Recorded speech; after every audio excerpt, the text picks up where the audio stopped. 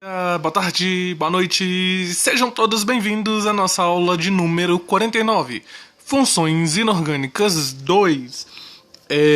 Então, obviamente, o pré-requisito dessa aula é a aula de número 48, né? Nesta aula de hoje estaremos dando continuidade ao nosso trabalho da última aula, né? Que a gente estava falando de sais e agora nós vamos estar fazendo alguns exercícios. Bom, pessoal, eu vou mostrar os exercícios para vocês. E nesta aula de hoje, a gente, além de estar vendo esses exercícios, eu quero que vocês comecem também a treinar o tempo.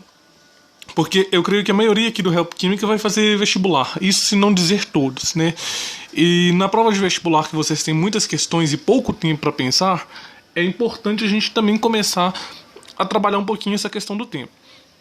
São duas questões fáceis, duas questões bem introdutórias ao problema, tá? E daqui de algumas aulas pra frente, talvez mais 2 ou 3 aulas, a gente já vai conseguir começar a pegar algumas questões do Enem mais elaboradas e fazer aqui nas videoaulas. Beleza? Então vamos lá, pessoal. Mas pra gente saber o avançadão, pra gente saber, né, aquela química bem profunda, a gente precisa do básico, que é o que eu venho ensinando até agora para vocês. Então vamos lá. Tem aqui. O primeiro exercício é: classifique os sais abaixo quanto ao seu tipo. Como assim classificar quanto ao seu tipo? Bom, eu falei sobre os tipos de sais na última aula, né? Sais ácidos, sais óxidos, etc, né? Expliquei até do sal neutro lá também na janelinha lá. E eu gostaria, né, que quem não lembrar ou quem tiver com dúvida, dá, por favor, uma voltada na aula de número 48, porque é muito importante que vocês tenham visto a aula de número 48 para conseguir pegar essa aula bem. Beleza, então, pessoal? Então, tá, esse é o nosso combinado, então. E aqui no exercício 2 eu pergunto para vocês, né, que dentre as alternativas abaixo vocês vão marcar aquela que representa um sal. 2 exercícios muito fáceis, muito tranquilo, muito de boa, e que vocês vão pausar o vídeo e contar para mim, fazendo favor, no máximo 2 minutos para resolver essas 2 questões. Então vocês veem, vocês têm 2 questões, você tem 1 minuto para cada questão, tá? Isso inclui também o tempo de voltar na outra aula e dar uma olhada.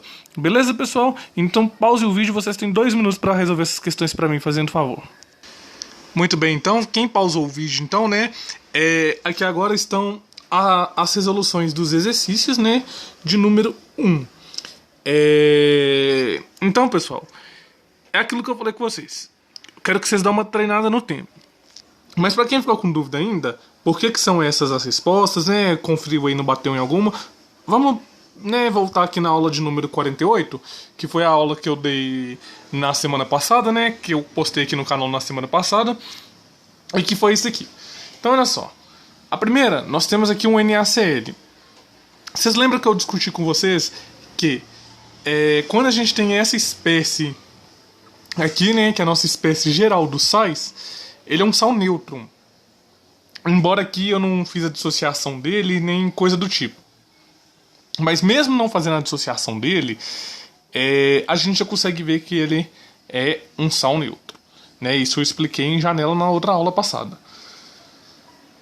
Esse daqui é um sal misto, né? É o permanganato de potássio. Por que o permanganato de potássio ele é um sal misto? Olha, a gente dá uma olhadinha aqui nessa definição de sal misto que eu expliquei também na última aula. Eles serão aqueles que vai ter 2 cátions e um ânion, ou 2 ânions e um cátion, né? Não deixa de ser um sal misto. A gente comentou na aula passada e explicou o porquê, né? Se vocês estão com dúvidas, é só fazer a dissociação desse sal. Embora a gente, quando for falar de número de oxidação, etc., essa questão de dissociação vai ser muito mais fácil de compreender e entender. O CaOHCl, ele é um sal básico, né? Voltando então aqui novamente na aula de número 48, a gente tem a hidroxila aqui e tem mais um cátion e um ânion diferente de OH-, né? Ele se torna então um sal básico. Então olha só, o Cl seria um ânion, né? E o cálcio um cátion, né? Porque todo metal fica com as cargas positivas, né? E isso também já foi discutido já, né?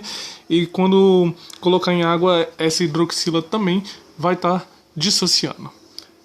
E esse daqui, né, para finalizar a nossa brincadeira, ele é um sal aonde que a gente tem a água. A estrutura cristalina da água está em rede, né?